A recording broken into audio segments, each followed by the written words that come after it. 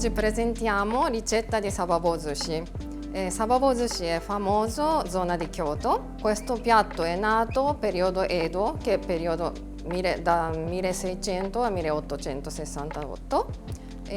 Quando vivevano imperatore a Kyoto, pescavano sgombro parte nord di Kyoto e poi trasportava 80 km di strada mettendo sale e aceto, trasportava fino a Kyoto.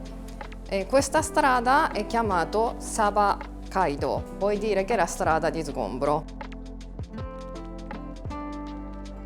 Questo è filetto di sgombro. Questo è sale per marinare sgombro.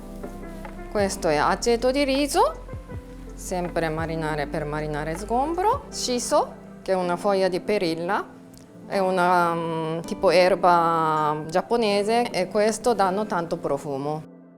Gari, zenzero sotto aceto con lo zucchero. Questa è una cosa tipica per sushi, mettiamo anche questo dentro. Infine riso per sushi, riso cotto a vapore e poi condito con sale, zucchero e aceto di riso. Vi faccio vedere la procedura per marinare lo sgombro.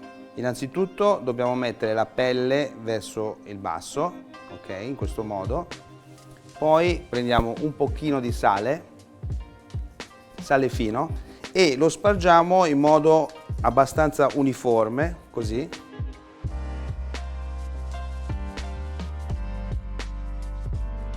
Fatto questo, dobbiamo riporre per un'ora in frigo e lasciarlo sotto sale. Poi lo tireremo fuori e lo metteremo sotto aceto di riso per un'altra ora.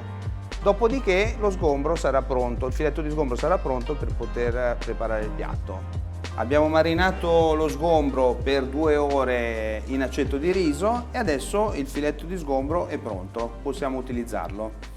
E andiamo a preparare Sababo Sushi. Adesso prepariamo il piatto.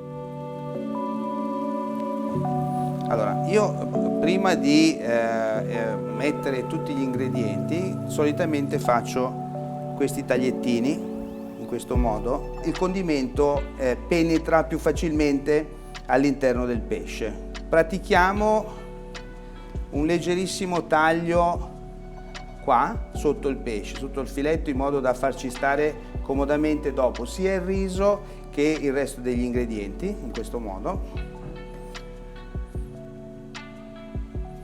Ecco. Poi, primo ingrediente che riponiamo sotto, stendiamo in modo uniforme lo zenzero sott'aceto, gari, ecco, perché questo dà veramente tanto aroma, tanto profumo, tanta dolcezza anche, perché è anche dolce, un po' dolce e salato. Poi un altro ingrediente è la foglia di shiso. Mettiamo una bella fogliolina di shiso in questo modo. Questa non è grandissima, allora quelle lunghe potete fare anche tagliare in 2, questa magari non è lunghissima, io l'ho tagliata in 3, ecco, così. E andiamo a riempire un po' dappertutto. Mi bagno le mani con l'aceto di riso. Prendiamo il nostro shari, il nostro riso di sushi, ecco qua, e lo stendiamo uniformemente sotto il filetto di sgombro, in questo modo.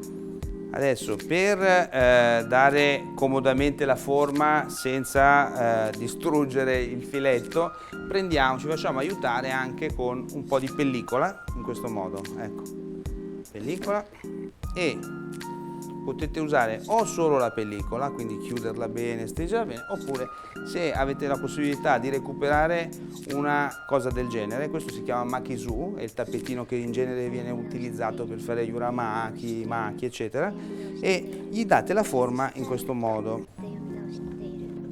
Quando siete sicuri della forma, che tiene la forma, vedete, non si sposta, non si scompone, possiamo anche iniziare a tagliarlo, faremo 8 pezzi. Ecco, per fare 8 pezzi tutti uguali o i più simili possibili, io vi consiglio di partire sempre dal centro, in questo modo, vedete? Tagliate prima a metà, ok? E via, colpo netto, avanti e indietro, via. Metà, metà e metà, ok. Continuiamo. Togliamo la pellicola, eccolo qua, e il nostro piatto è pronto per essere impiattato. Prendiamo un piatto e poi noi in genere utilizziamo sempre mettere una foglia di bambù sotto i nostri piatti, perché il bambù in Giappone viene utilizzato anche come antisettico naturale, quindi in genere quando si ha contatto col pesce o piatti di pesce si usa anche il bambù. Facciamo una cosa di questo tipo, un piatto semplice e via. Finirò il piatto dandogli una bella fiammata.